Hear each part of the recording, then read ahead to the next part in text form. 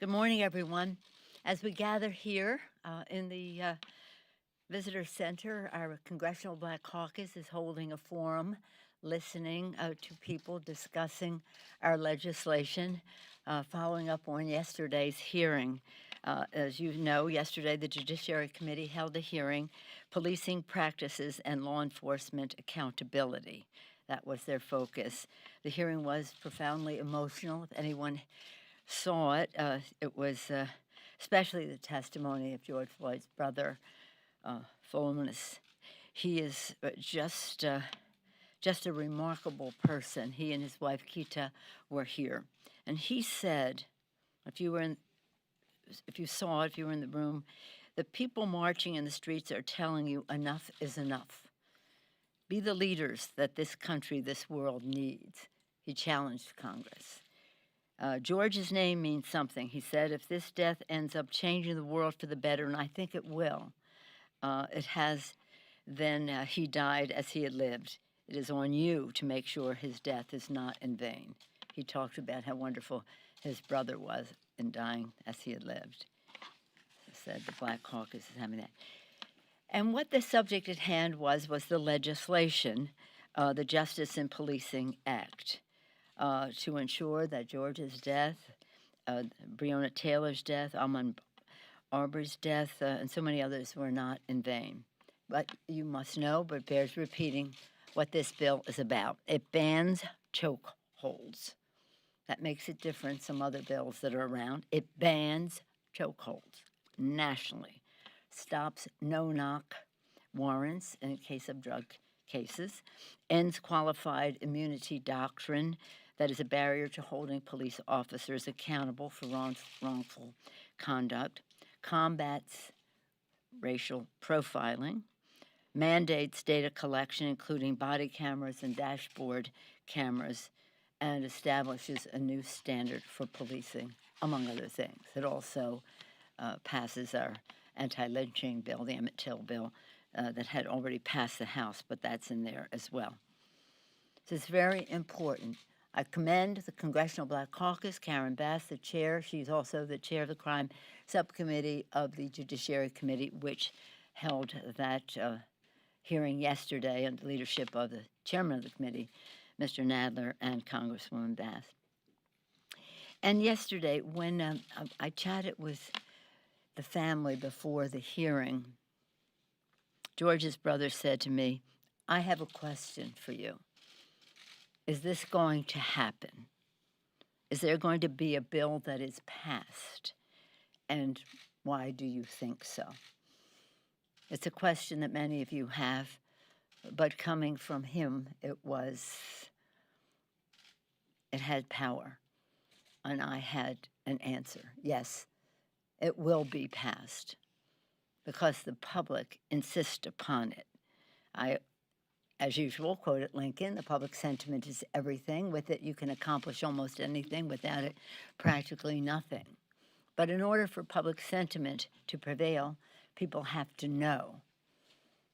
And more than anything ever before, people do know what the challenge is, what the solutions are in this legislation, and what the obstacles are to its passage. So we will not rest until it becomes the law. We will not rest until the changes are made. And the rest of the country is ahead of us. And in states and towns, cities and states and towns, people are acting upon some of these provisions already. So it is our responsibility now to make sure that it does become the law. As we're doing this, we see another injustice, the disparity in the deaths of the coronavirus crisis.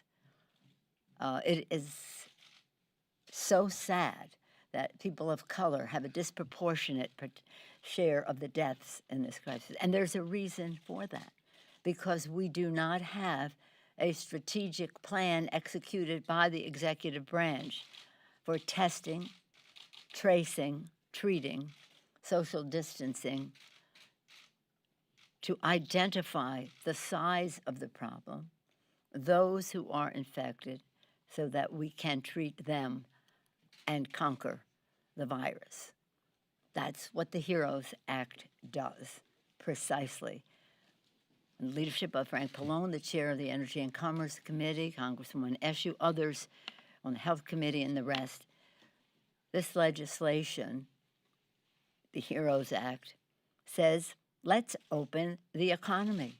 We all agree we want to do that. Let's open the economy. Let's have our children be able to go back to school safely. We don't have a vaccine, and we don't have a therapy. God willing, we will soon, and we hope and pray that science will be an answer to our prayers in that regard. However, we do have a path. Testing. If there's one word we should all be saying over and over again, testing. We're not even close to what we should be doing on a daily basis. The scientists, academics all over the country are preaching this. But the White House has not responded. And we must insist upon it in this legislation. Testing, tracing, treating, social distancing that will reduce the spread, defeat this virus. And that's sadly, in terms of people wanting to get out and not doing so with a mask. Real men wear masks, we always say. Without their masks, without their social distancing. If you're going to insist on leaving shelter in place, do so safely. Masks, distancing, but also testing, tracing, treating, distancing. And this is, again, part of the challenge here. People saw the injustice of the disparities of the coronavirus. We have an answer, the HEROES Act. The HEROES Act. The HEROES Act is also important because of its aptly named to honor our heroes, our healthcare workers, our first responders, our teachers, our transit workers, our food suppliers, all the rest who meet the needs of the American people. Many of them are risking their lives to save lives, and now they may lose their jobs. And why? Because states and localities have had extraordinary expenses to address the coronavirus, and they have lost revenue because of the coronavirus. The answer is the HEROES Act, which supplies resources for those two purposes to states and localities. I say this every meeting. If you want to know how your area is affected, go to speaker.gov/HEROES Act. You'll see the whole bill, but you'll also see how your state, your locality, your county is affected. That's why we have bipartisan support across the country from state and local officials, Democrats and Republicans, demonstrating the need for this legislation. And by the way, it's a big ticket, but it costs less than half than the Republican tax scam to give a tax cut to the wealthiest people in our country, 83% of the benefits going to the top 1%. This is half of that. It is a stimulus to the economy, is a job protector for our community, as well as meeting the needs of the American people. And the HEROES Act also puts money into the pockets of people who need it most: unemployment insurance, direct payments to families in our country, issues that relate to feeding the hungry. Why would the Republicans object to that? I don't know. You have to ask them. But there is bipartisan support throughout the country to feed the hungry. Food stamps, the WIC program, emergency funding programs to feed the hungry. It also has money for expanding FMAP, which is Medicaid, very important part of our health initiatives. It also saves the post office, the postal service, bipartisan support, one of the most popular elements of government. In fact, probably the most popular, over 90% favorable rating for the post office. So meeting people's needs in a very special way now, but always. 90% of veterans get their medicines through the mail, and so do other seniors as well, a large percentage of other seniors as well. And of course, I'll just end with this piece of it. Well, we also have the OSHA in there, the worker protection in there, which is really important to stopping the spread of the coronavirus as well. We also have in there something that relates to our most fundamental principle of our democracy, voting. Voting. $3.6 billion in the bill, less than 0.1% of the whole bill, for voting, for voting by mail. It's something that has, again, bipartisan support across the country, bipartisan support among secretaries of state across the country. Is absolutely essential to our democracy that we remove obstacles to participation, now even more so when it is a health issue. And I'm going to dwell on that for a moment. What we saw in Georgia the other day was shameful. It was either a disgrace of incompetence or a disgrace of intention to suppress the vote. Time, it's all about time, the time it takes you to vote, 4, 5, 6 hours or more. In certain neighborhoods, 20 minutes or so, or less, in other neighborhoods. Really requires careful scrutiny because it looks like part of a pattern on the part of some to suppress the vote. And some have even admitted it. And some, you've probably seen some statements. But it is also a prelude to what could happen in November, because we see it as a pattern of suppressing the vote, misinterpreting the vote. And so we have to protect the vote, protect it leading up to the elections, protect it on the day of the elections, and protect the count of the vote so that every vote is counted as cast. As cast. We see, as I say, manipulation of it in the social media. We always saw social media manipulation in terms of the peaceful demonstrations by those who would exploit that situation from outside the country, some inside the country as well. So manipulation of the social media, obstacles to participation, suppression of the vote, all part of the Republican playbook, all part of the Republican playbook, because they're afraid of the voters. They're afraid of the vote. And we must inoculate against the actions that are predictable that they may take, and we got a picture of that in Georgia just a couple of days ago. So, yes. Now, in terms of the HEROES Act, some of you have asked the same question that I was asked about: is the Justice and Policing Bill going to pass? Are we going to pass the HEROES Act? More and more we're hearing, this is from Secretary Mnuchin just this week, I think we're going to seriously look at whether we want to do more direct money to stimulate the economy.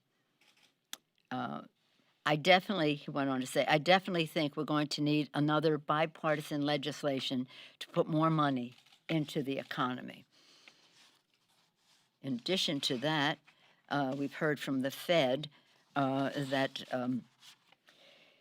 the Fed has said again and again that we need more money in the economy, and that we as legislators have a responsibility to tax and to spend in a way that grows the economy. So they changed their tune. At first, they were not going to do anything.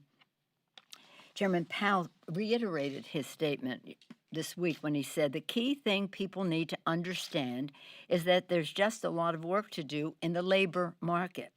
We're going to stick with this and support that until the work is done. I think it may require Congress to help as well. He went on to say unemployment is historically high, he said during a news conference Wednesday, that would be yesterday. My assumption is that there will be a significant chunk, well into the millions of people, who don't get their jobs back, who don't get to go back to their old job. And there may not be a job in that industry for them for some time. Further, elected officials have the power to tax and spend and to make decisions about where we are as a society. They should direct our collective resources. So again, to do nothing is the most expensive course of action.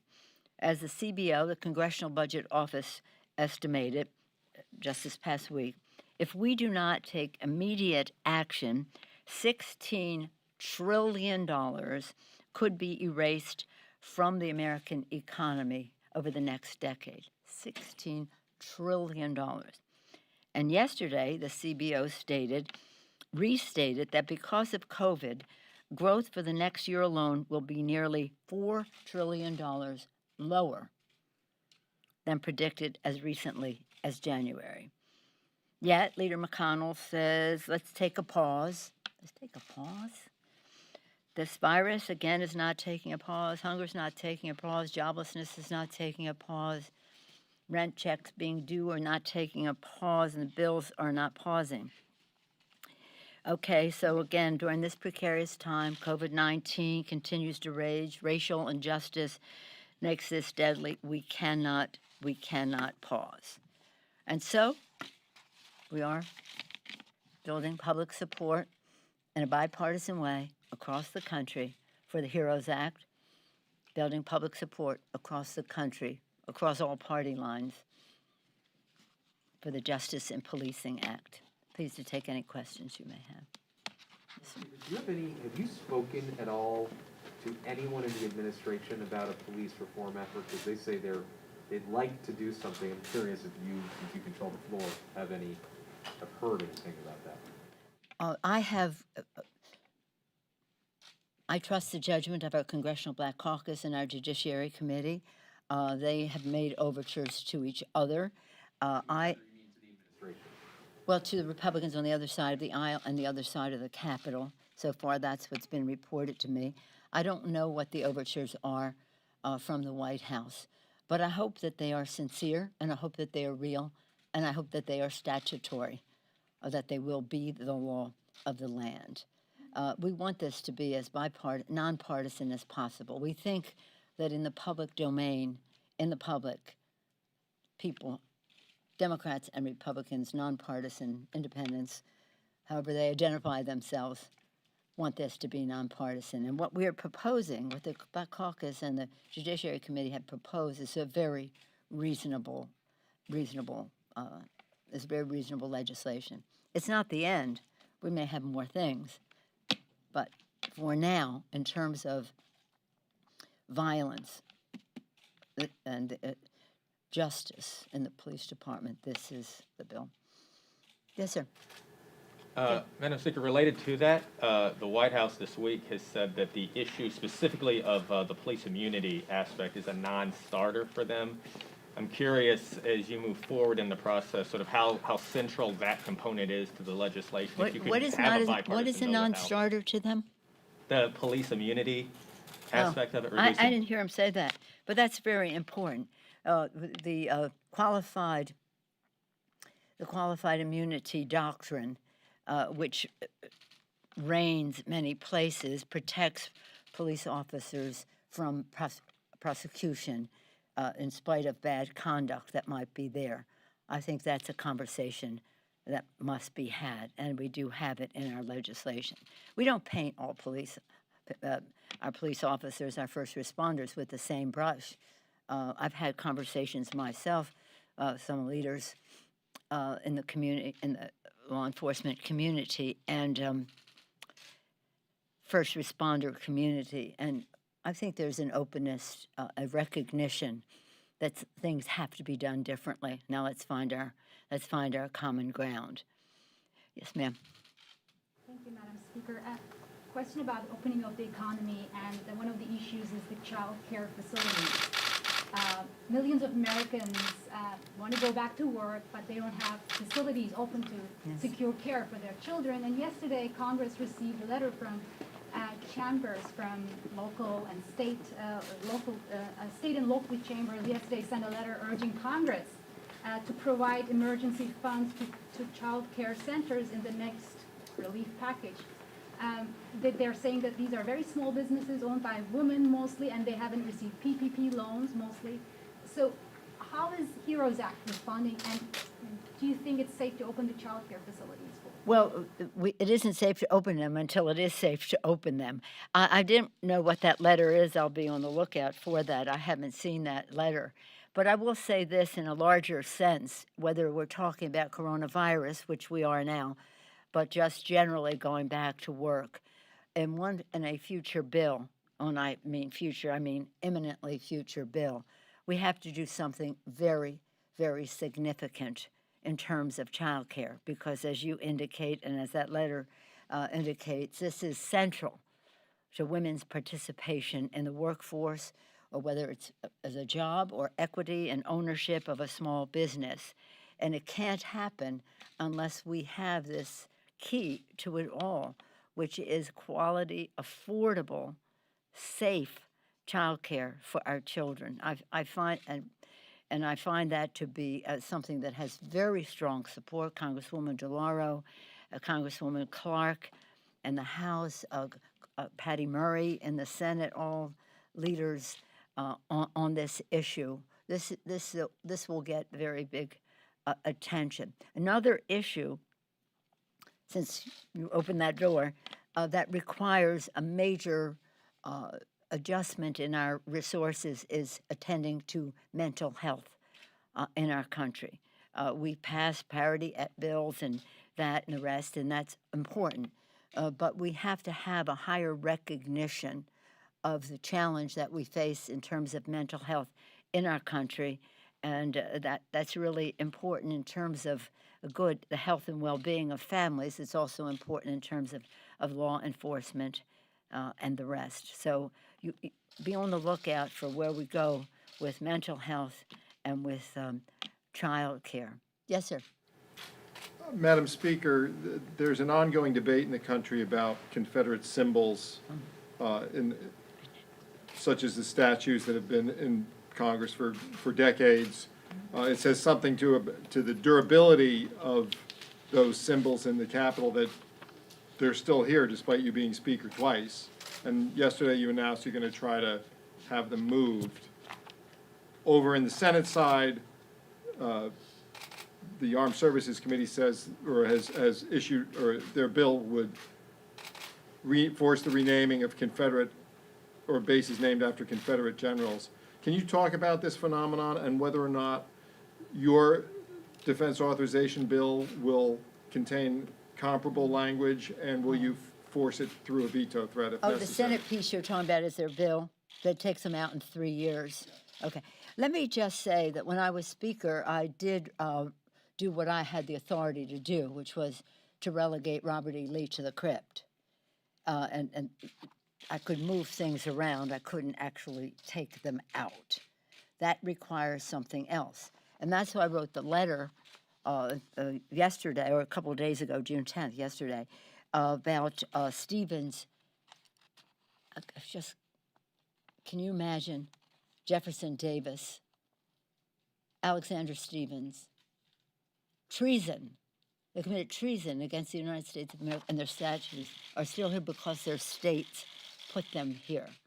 So that's why I wrote to Chairman Blunt, chair of the Rules Committee, and the chair of our House Administration Committee, which is the equivalent committee, Zoe Lofgren, and I particularly talked about Alexander Stevens because these are his words. The infamous words of Stevens makes it clear today, as they did in 1861, the aims of the Confederacy. it has come in his cornerstone speech. And he says, Stevens asserted that the prevailing ideas relied upon by our founders included the assumption of the equality of man. He goes on to say, this is wrong. And then he goes on from there. You can see my letter and see what he says and see why he has to come out of the Capitol. Now, we do have, I do believe that the committees have the jurisdiction to move these statues,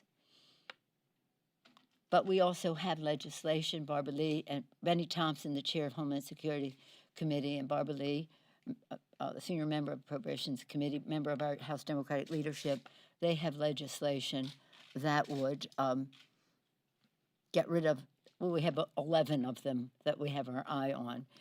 But it may take legislation or action by the Rule Committee. Believe me, if I had more authority, we would have fewer of those statutes around. The question you asked about the Armed Services Committee relates to the names of the military bases, correct? You're not talking about statues in the House, yeah. So we'll see. That may require legislation. But I want to tell you something. The American people know these names have to go. These names are white supremacists that said terrible things about our country. This is like over 100 years after World War II. Some of these names were given to these bases, and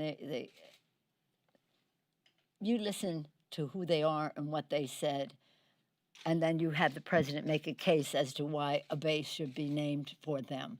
He seems to be the only person left who doesn't get it. But then again, so whether I don't know if it will be in the bill. We may have freestanding, may combine with statues in the Capitol. I don't know, because that will be up to the makers of the motion to suggest how they would like to proceed. But these names have to go from these bases, and these statues have to go from the Capitol. Yes, ma'am. Madam Speaker, have you heard back from Senator Blunt to follow up on his question? Has Senator Blunt had any conversation or correspondence with you? No, but I think he's spoken in the public domain and saying it's up to the states. But it may be up to the states to send it here, but it's not up to the states where it might be. And we cannot have these statues in that place. Now, as I said earlier, public sentiment is everything. This is a perfect time for us to move those statues, because other times people may think, oh, who cares? I never go there anyway. They all look alike to me. They're all these white men there. On the other hand, that's what I think. On the other hand, this might be, the timing might be just right. Yes, ma'am. Now come to you. Oh, well, two. Okay. Have you, One more woman. And then Paul. have you and Leader McConnell made any progress on naming a chair to the Congressional Oversight Commission? Do you plan to release any names of people in consideration for that role? Yes. When? Yes, we've made progress. Well, I thought that was a yes or no. Oh, so now you have a follow-up question. When? Hopefully soon. I think it will be imminent. Yeah. So thank you for your question. To follow up on their questions, do you have the power yourself then to move Alexander Stevens, Jefferson Davis from Statuary Hall into some dark corner of the Capitol, the visitor center, a faraway spot? And if so, will you do so? Well, we'll see. In other words, we try. You start with a feather. And always like to start with a feather. Let's see how we can have consensus about this. But really, and some of our members over the years, especially our members in the Black Caucus, have just wondered, what are these people doing here? Well, most of us don't know one from the other. You know, there they are. But Jesse Jackson Jr. wrote a book on this, I believe, on A More Perfect Union. It did not include Alexander Stevens and Jefferson Davis having a place of honor in the capital of the United States. But let's focus on the bill. Let's focus on no chokeholds, no racial profiling, no no-knock warrants in case of drug cases. Let's talk about ending injustice, racial injustice in our law enforcement. Let's focus on what we do about immunity in terms of prosecution in the legislation and how we go forward. Let's see how we can work together, recognizing that there are many fine people in our first responders and our law enforcement. Many of them want to be part of the solution, but they haven't been. And so now we need this legislation. And again, statutes, this, that, and the other thing, that's important. But what's important is that if we had had no chokehold, George Floyd would be with us. If we had a data collection, that little boy, oh my gosh, 12 years old, killed by a police officer who was fired from another jurisdiction and then hired elsewhere. If we had the no-knock law in place, we would not have had Breonna's passing away. And so, again, this legislation would translate into lives, and that's what George Floyd's brother was talking about yesterday. Save lives. Stop this. Save lives. There's a strike going on in some parts of the country. Is there any thought about breaking out the testing part of the HEROES Act and passing that, or is there any way to speed up this law? If the administration were interested, they would have been doing it themselves. But it does have significant funding for the testing, tracing, treatment, social distancing, and the rest. It has requirements for collecting the data so that we know the size of the problem so that we can take it out, and also that we can treat the disparities, most importantly, that we can treat the disparities. So again, it is one of the pillars, the three pillars, honor our heroes, state and local government, open our economy with the testing, tracing, treating, and money in the pockets of the American people. While at the same time, we have funds for voting, the Postal Service, OSHA, and food.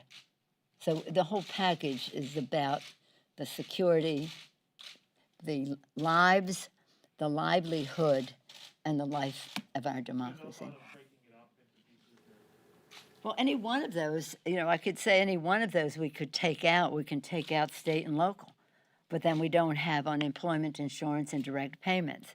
We can take out testing, but then we don't have the job security for the healthcare workers who would be providing all of that. So it has a connection. And by the way, we're telling the administration to do what they should have been doing all along. This is June 11th. On March 11th, how many deaths were there? Fewer than 100, right? On March 11th?